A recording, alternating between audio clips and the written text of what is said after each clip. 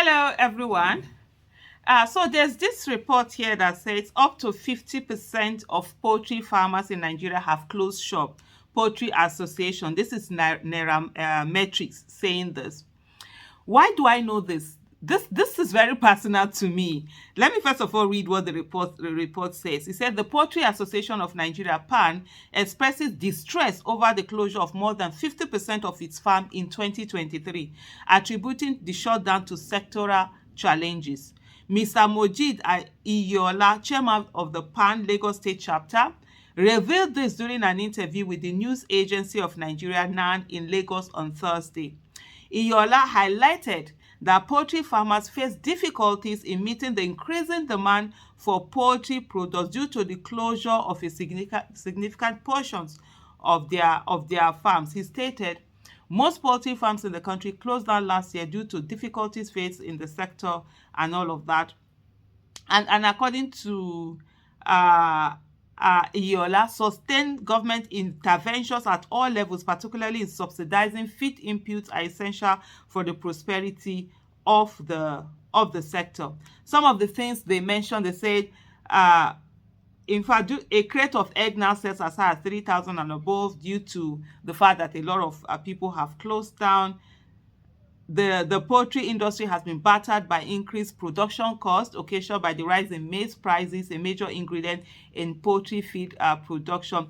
Anyway, let me not read too much. Let me give you my own personal experience. Aisha Isufu, I've been selling chicken feed since the year 2002. Just few months after I gave birth to my last child. And I was sitting down. Let me even give you a bit of a background of that story. My first business had failed. My first business I started in the year 2000. I was going to Dubai to buy things and come and sell.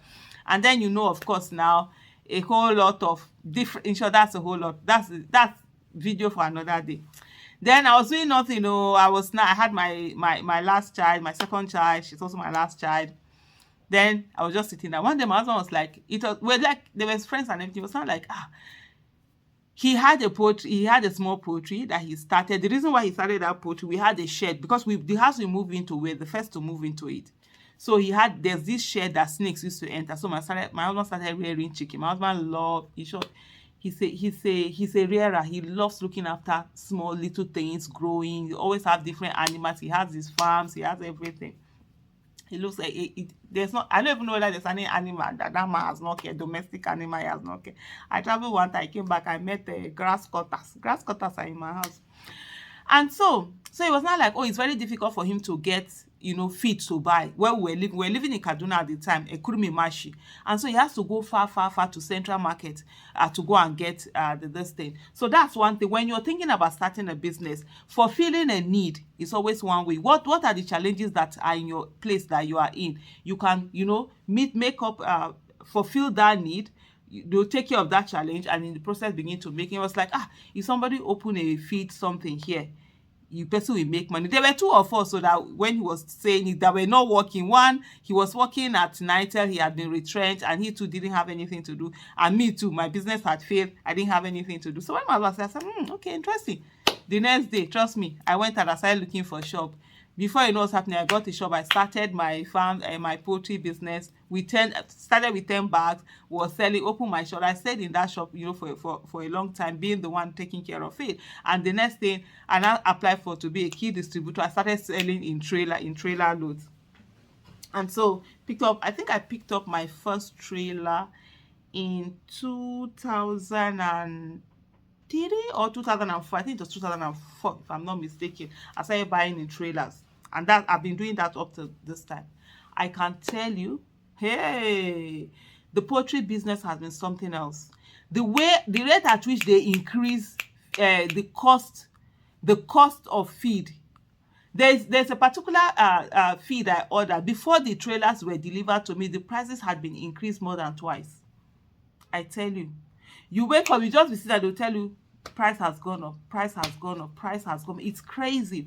And especially that time that Buhari closed border, it was something else. One of the things that people don't realize is the fact that in Nigeria, we import maize maize, wheat, all of that. We don't grow enough maize for us to use in this country. That's how lazy we are. With all of the arable lands we have, we don't have we are not growing enough to feed ourselves. We're not growing enough, maize. We have to import. And so when all of that closure of it really affected. So prices of feed have been going up. And then the price of egg is not meeting the price of feed. Let me explain to you.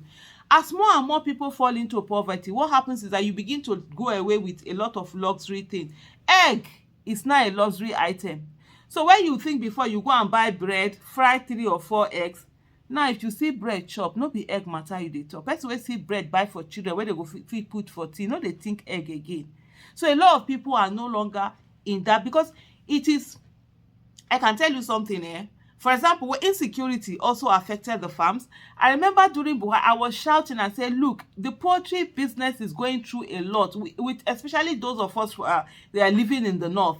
The insecurity affected it, because most farms, people had to abandon their farms. They had to leave their farm. I was shouting as far back as 2016, 2017. I was shouting about this thing.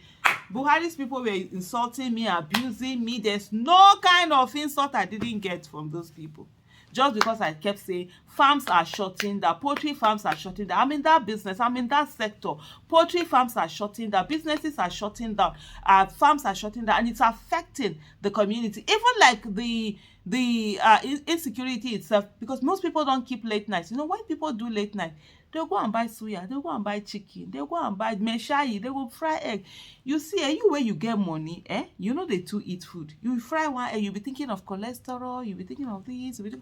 You see that man where they on top of bike, you go buy one big loaf of bread, you go fry 10 eggs, you go chop and waka dey go, they think cholesterol. As far as it's concerned, that's his enjoyment. Your own enjoyment is traveling abroad. His own enjoyment is the capacity to buy one whole chicken, sit down and finish it at once, which you will not dare to do, because you're managing your weight. And so when all of that was affected, it also affected us who are in the poultry business that way. Egg also, the more people lose their financial capacity, the more people have less disposable income, you understand, the less they are able to spend on these things. And some items more and more are falling into the luxury item, and that's where we are today. We're all affected by this, and I can tell you business has been tough. People in the poultry business, it's been tough. My customers are chicken. If farmers don't put in chicken, who are going to eat the feed that I'm selling? That's what the only thing is that, thank God, there are other businesses that one is doing. So as this one is so, but then here I can tell you this thing has really reduced. My warehouse for poultry, we that will sell how many trailers in a day? We are selling, trailers. Some as trailer is coming, you are sending it all to your different distributors. They are coming to pick now. You were there how many week go past, man, say never said trailer. I'm telling you, it's crazy. It's absolutely crazy. So we're just costing, have to trim the staff to the barest minimum, and just staying there. Say, okay, just costing. You're not making money from there. You guys just pay your salaries. Just keep the whole this thing, because of course we own the warehouse. So for all that's the investment that we are looking after. The real estate is the main investment. I always say this. Business makes you rich, real estate makes you wealthy. For a lot of people, they think, when you're doing your own business, that means you are financially independent. No, you're not. The person who is doing business and the person who is working, who is earning salary, they are the same. It is what you now do with that money that you put. So that's why you must always invest in passive income. What is passive income? Passive income is the income you no longer have to work for you to earn it. For example, profit from your business or the salary you earn, you put them together and you build house and you put tenants. The rent that those tenants are paying are now your passive income. Whether you do anything, you don't do anything, they will pay rent. So that's another thing. But anyway, I'm going to go back to talking about those my business stuff. Somebody has asked me that I really need to go back and start doing it. Thank you for watching. Bye.